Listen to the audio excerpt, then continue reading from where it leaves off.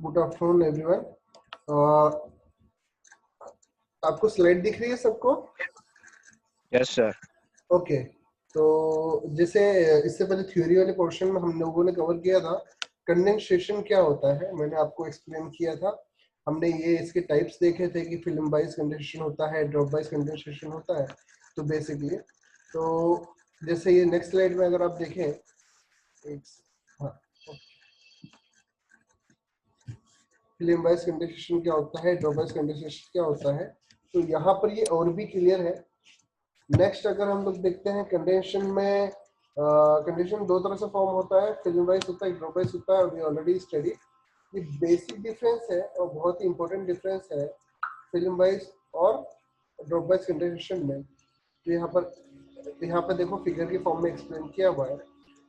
Film wise condensation क्या होता है, condensate wet the surface and the form a liquid film. द surface is blanketed by a liquid film which serve as a resistance to heat flow। यही मैं आपको पहले भी बोल रहा था कि अगर फिल्म वाइज कंडेंसेशन होगा तो हीट ट्रांसफर को अवॉइड करता है, हीट ट्रांसफर को अपोज करता है जनरली, ठीक है ना। तो इसके रिवर्स में अगर हम लोग देखते हैं ड्रॉप वाइज कंडेंसेशन में, the condensed vapour form droplets on the surface. Droplets slide down when they reach a certain size. No liquid film to resist heat transfer.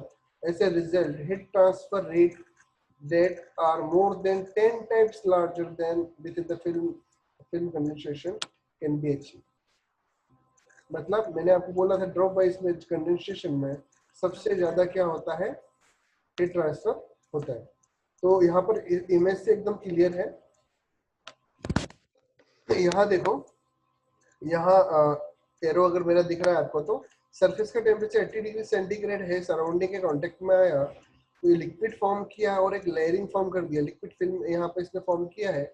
और राइट साइड में अगर मैं बात करता हूँ तो यहाँ क्या क्या है, सरफेस पे इस तरह के डिफरेंट डिफरेंट साइज के ड्रॉपलेट्स बन गए हैं और जो अपने साइज के अकॉर्डिंग क्या होता है, सेटल होते जाते हैं। जैसे नेक्स्ट हम लोग देखते हैं, तो अगर मुझे कैलकुलेशन करना है फिल्म कंडेंसेशन की, मुझे कैलकुलेशन देखना है, तो क्या होता है, if the liquid wet the surface a smooth film is form and the process is called film type condensation. क्या है, if the liquid weight the surface a smooth film is formed, then the process is called film type condensation. In this process the surface is blocked by the film which grow in the thickness as it moves down the plate. The latent heat is transferred through the wall to the cooling fluid on the other side of the wall. The average heat transfer coefficient for the laminar film condensation over a vertical flat plate of length L is determined by this formula। अगर Reynold number की range अगर 0 से 30 के बीच में होगी तो हम लोग क्या करते हैं, ये फॉर्मूला जनरली क्या करते हैं, यूज करते हैं। नेक्स्ट देखो, अच्छा इस फॉर्मूले में क्या क्या टर्म्स इंक्लूड किए हैं, यहाँ मेंशन की हुई है। जी ग्रेविटेशनल एक्सेलरेशन है, डेंसिटी है लिक्विड और वेपर फेज की, एल मतलब लिक्विड, बी मतलब vapour phase. Voice cut. Hello hello, अब मेरा साउंड आ रहा है? से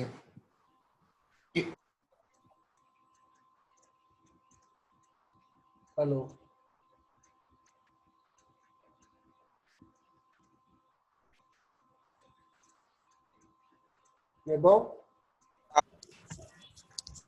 सर आपकी वॉइस ब्रेक हो रही है बीच बीच में।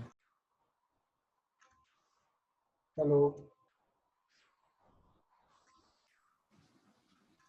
Ravi, hello sir. अभी है ना साउंड सही है? हाँ सर अभी ओके, तो हमने ये देखा film wise drop wise objects देखा। ओके, तो ये देखा हमने फिल्म कंडेंसेशन को देखा, फॉर्मूला देखा। इसके रिगार्डिंग मैं ये बता रहा था, इसमें जो टर्म्स यूज हुई हैं, जैसे जी क्या है, ग्रेविटेशनल एक्सेलरेशन है, पी एल रो वी और रो एल और रो वी क्या है, V for vapor, L for liquid, liquid phase के लिए डेंसिटी, लिक्विड के लिए डेंसिटी रो एल है, और रो बी क्या है, वेपर फेस के लिए डेंसिटी है। Okay, viscosity of liquid mu L से बताया हुआ है विस्कोसिटी ऑफ लिक्विड के लिए। और एक होता है एच एफ जी।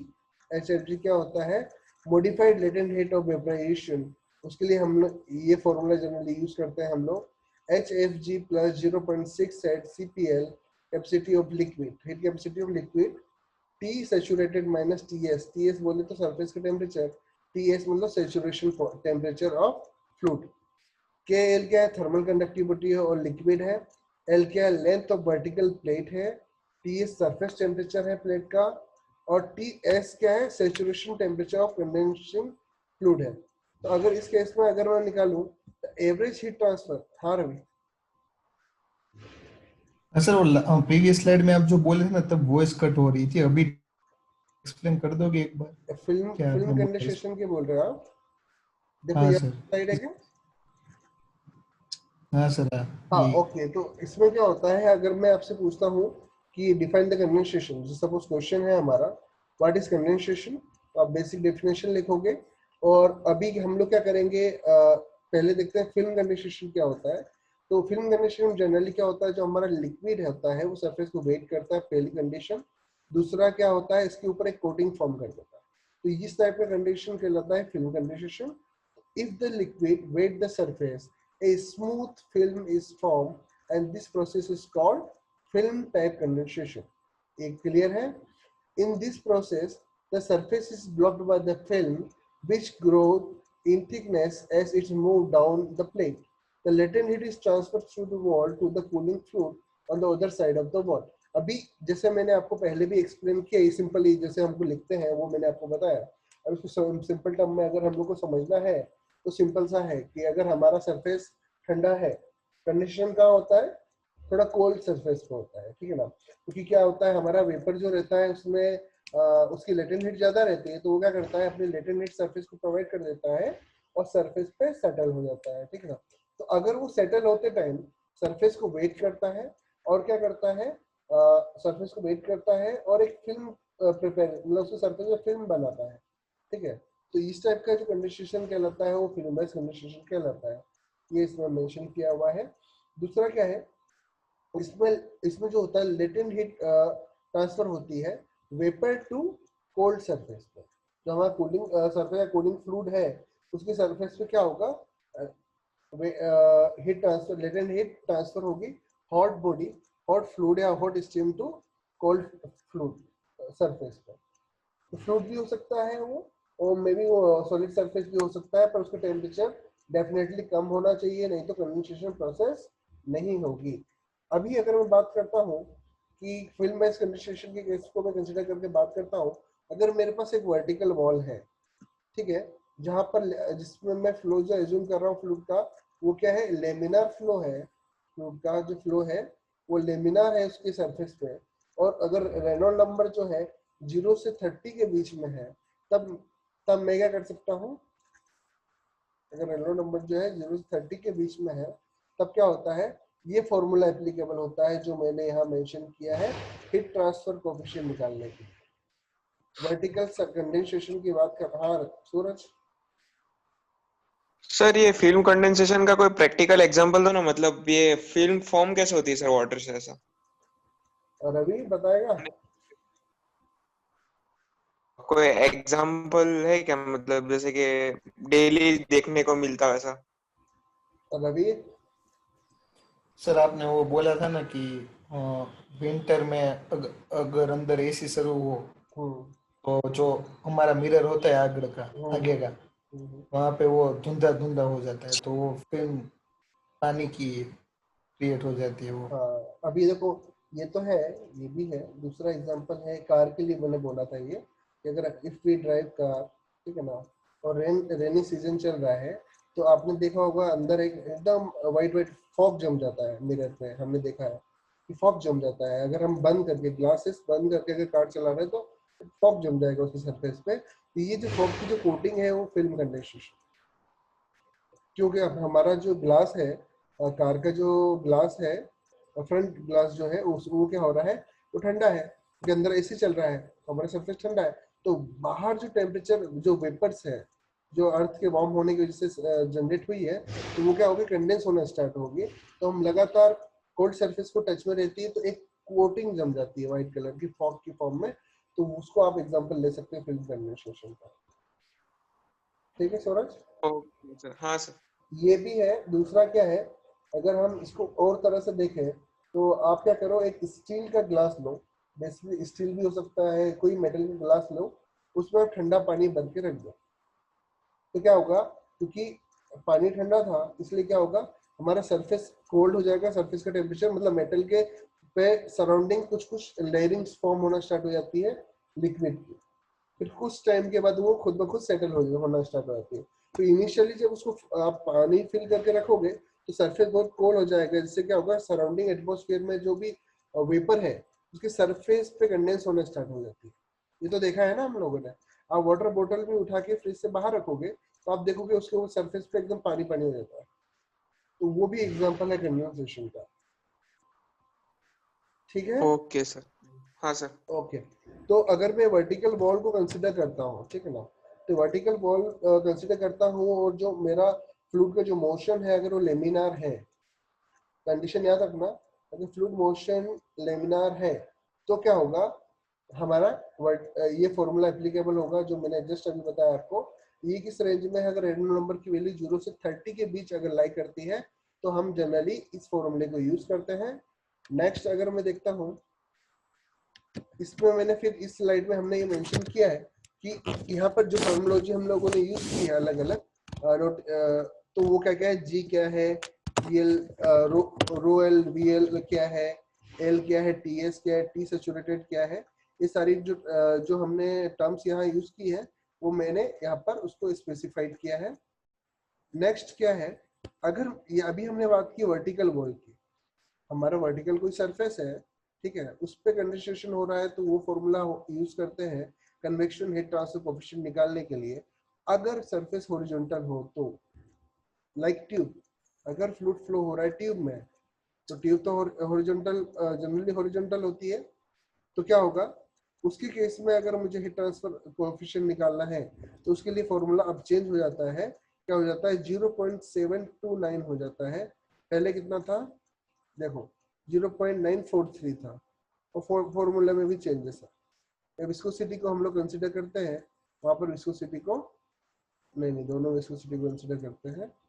फॉर्मूला ऑलमोस्ट सेम है, पर जो कोफिशिएंट है आगे के जो न्यूमेरिक वैल्यू है वो चेंज हो जाती है।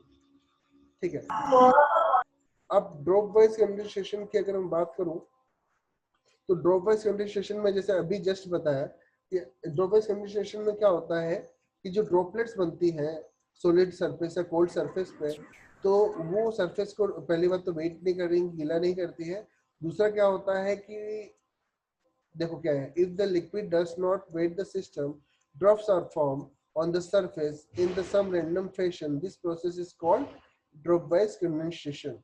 Some of the surface will always be free from the condensation droplet. क्या होता है, जैसे जैसे ड्रॉप वाइज कंडेंसेशन में क्या होता है, जब जैसे ही ड्रॉपलेट्स बनना फॉर्म होती है तो क्या होता है कि धीरे जैसे जैसे उनका साइज बढ़ता जाता है तो क्या होता है कि कंडेंस होती जाती है, नीचे सेटल होने लगती है। तो हमेशा कुछ ना कुछ ड्रॉपलेट्स हमेशा सेटल होती रहती है, जिसकी वजह से क्या होता है कि हमेशा कुछ ना कुछ फ्री स्पेस अवेलेबल होता है। इसलिए उसने मेंशन किया था कि अगर हम ड्रॉप वाइज और फिल्म वाइज कंडेंसेशन को कंपेयर करें तो ड्रॉप वाइज में हीट ट्रांसफर कोएफिशिएंट की वैल्यू ज्यादा होती है। ठीक है ना। अभी अगर मुझे हीट ट्रांसफर कोएफिशिएंट निकालना है किसके केस में, ड्रॉप वाइज कंडेंसेशन के केस में, तो यहाँ ये बताया है, यहाँ देखो H drop wise equals to 5104 plus 2044T saturated. ये फॉर्मूला यूज करते हैं कब, जब हमारा क्या होता है, सरफेस का जो सैचुरेटेड टेम्परेचर अगर मेरा वेरी कर रहा है 22 से लेकर 100 डिग्री सेंटीग्रेड के बीच में वेरी करता है तो ये फॉर्मूला एप्लीकेबल है। अगर सैचुरेटेड टेम्परेचर जो है लिक्विड का ग्रेटर देन 100 है तो डायरेक्ट जो फॉर्मूला यूज करते हैं वो करते हैं 255310। ओके, हेलो सर एक हाँ डाउट है, हाँ सर ऐसी कौन सी कंडीशन क्रिएट होती है जिसकी वजह से कभी कभी ड्रॉप बनती है, कभी कभी फिल्म बनती है? मतलब उसका रीजन है स्पेसिफिक कि ये कंडीशन होगी तो ड्रॉप बनेगी, ये कंडीशन होगी तो फिल्म बनेगी? सरफेस सरफेस की सरफेस कैरेक्टरिस्टिक। मटेरियल के नेचर और उसकी कैरेक्टरिस्टिक्स के ऊपर डिपेंड करता है कि ओके। ड्रॉप साइज कंडीशन वो फॉलो करेगा या फिल्म बेस्ड कंडीशन फॉलो करेगा। ओके। ओके, तो ये होता है। अभी ये न्यूमेरिकल सॉल्व करते हैं बैठ के, इसको सॉल्व करके देखो। नोट बुक और पेन ले लो।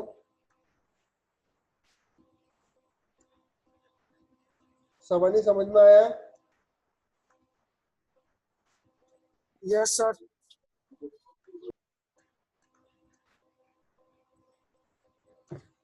ओके, तो अभी अगर हम इस प्रॉब्लम की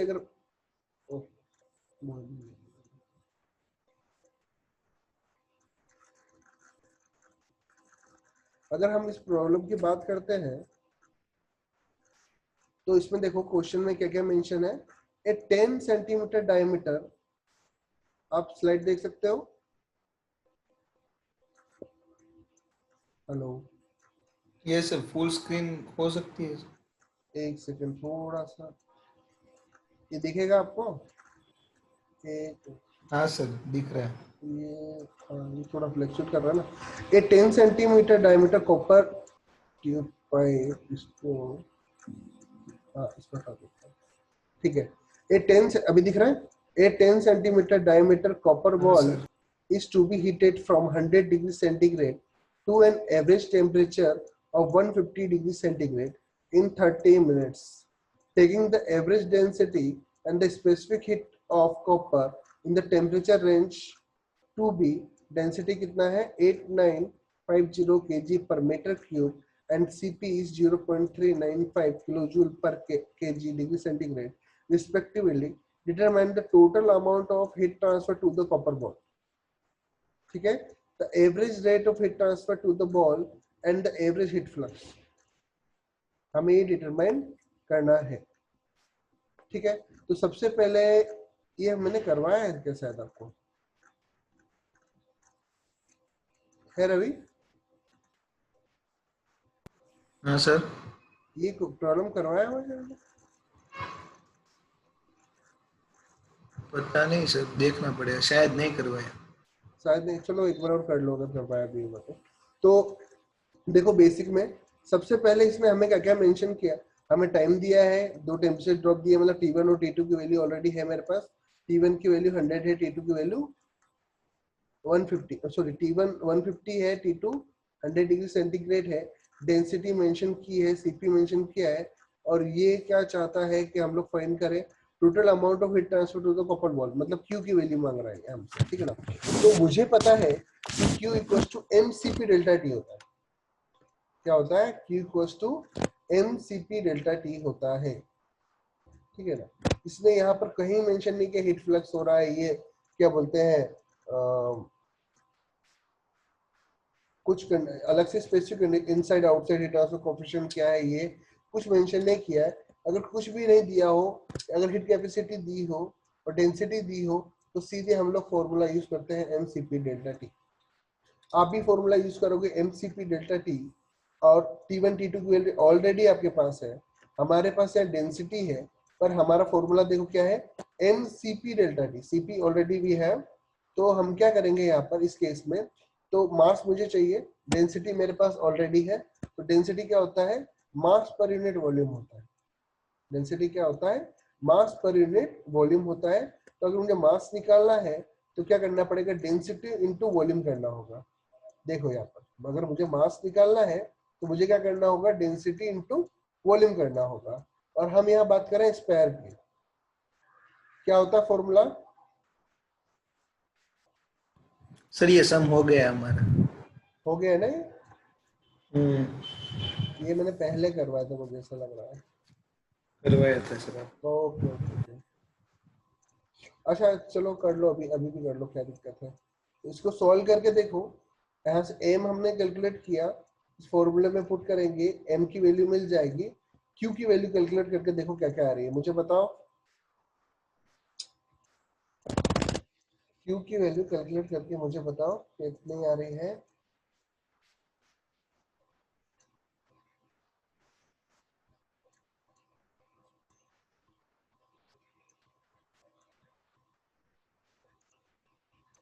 सवाने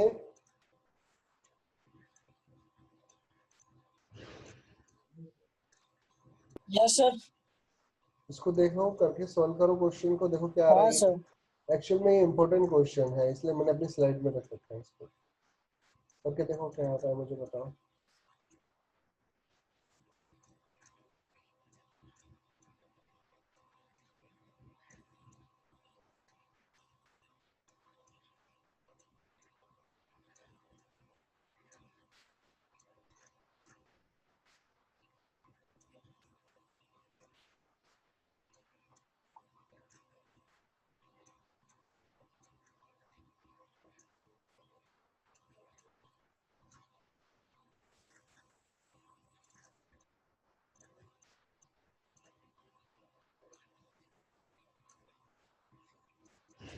सिंपल सा क्वेश्चन है हमारे पास। हमको पहले हीट फ्लो रेट निकालना है। पहले total amount of heat transfer to the copper ball transfer हो रहा है, मतलब फ्लो रेट है।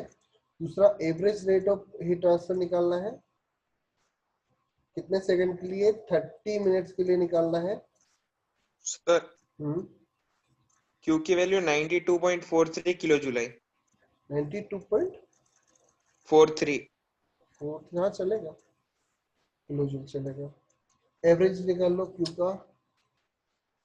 दूसरा निकालो the average rate of heat transfer to the ball.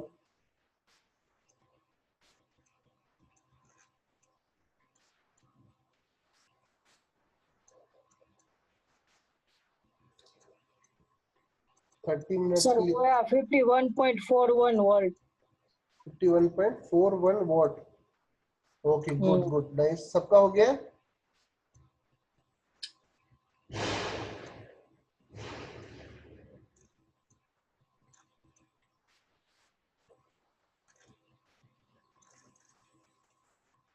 सबने कंप्लीट कर लिया है तो मैं चेंज करूं स्लाइड।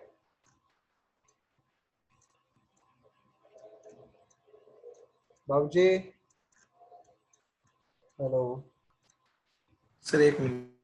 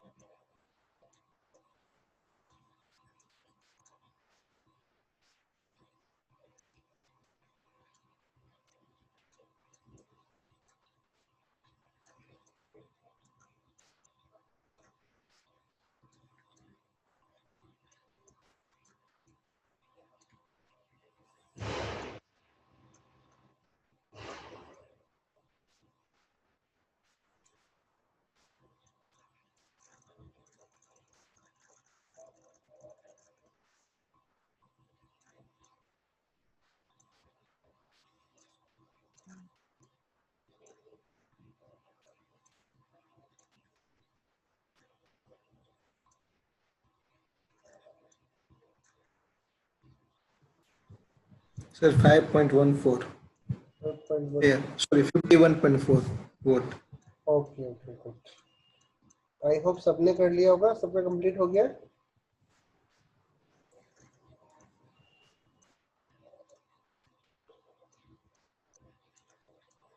ओके,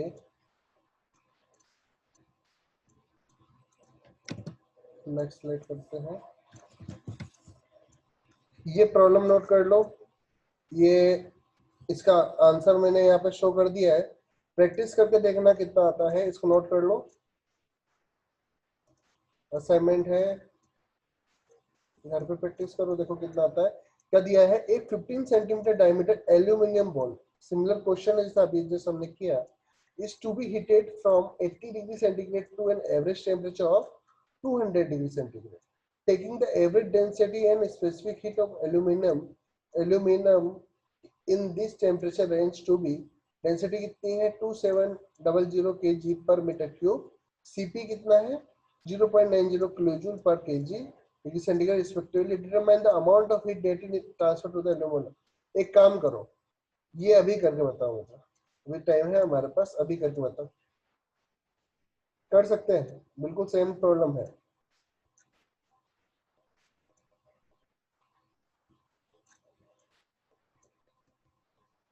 रवि,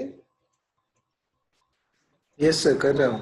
अभी इसको करो, सिंपल है, सिमिलर प्रॉब्लम है।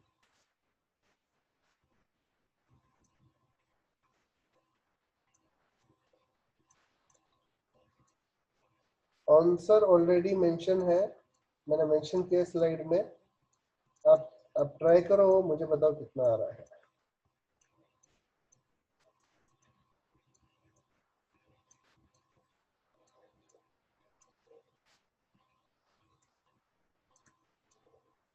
Sir 515.29 5151।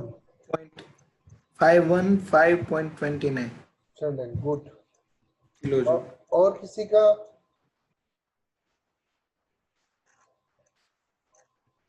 Shreya? Yes, sir. Sir, same 515.29 kilojoule. Okay. सवने? कर रहा हूँ sir. Okay. Shivam?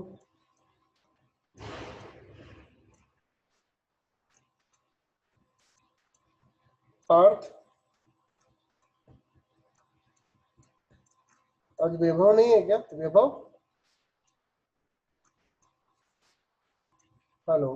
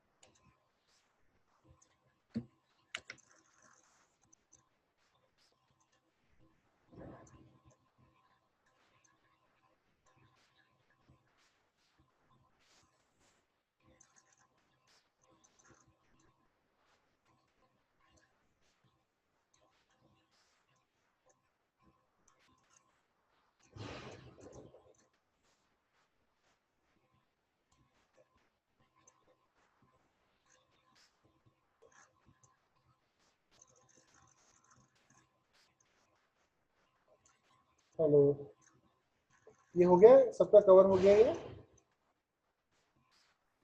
Yes sir. Okay, next slide. Simple question था ये, तो नेक्स्ट लेक्चर में कवर करेंगे। बॉइलिंग क्या होता है? बॉइलिंग ऑलरेडी मैंने आपको एक्सप्लेन किया हुआ है, ये कर्व हमने देखा हुआ है पहले से, ये मैंने आपको एक्सप्लेन किया था। अब इस इन स्लाइड्स में क्या है, अलग अलग रीजन को अलग अलग ढंग से ब्रीफली एक्सप्लेन किया है, मेरे स्लाइड में अवेलेबल होगा।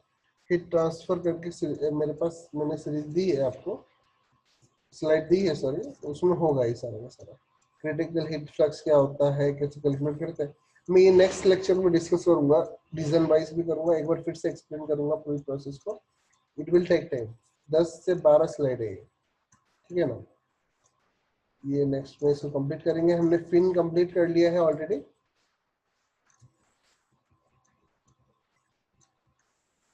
ये प्रॉब्लम नहीं किया है हमने। ओके, तो है it took kilowatt estimate these following that is boiling water if the surface temperature of the that determine the temperature of the center of the wire.